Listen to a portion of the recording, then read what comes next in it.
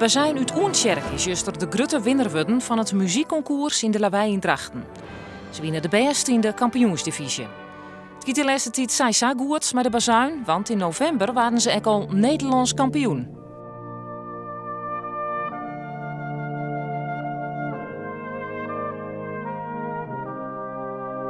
De brassband uit Oentjerk maakt het in maaien weer op voor een belangrijke wedstrijd. Dan is het EK voor brassbands in het Duitse Freiburg. Verder maakt Dirk Dam bekend dat dit zijn laatste concours is als vastzitter van de organisatie van Muziekvereniging Friesland, het OMF. Dam ziet meer dan 40 jaar in het bestuur. Altijd maar uitstellen, maar er moet verjonging komen.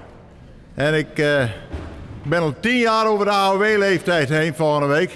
En dan wordt er wel tijd om te stoppen, denk ik. En ik heb het met veel plezier gedaan, maar ik doe een stapje terug. Er is nog geen opvolger van Dirk Dam, maar daar wordt het om werken.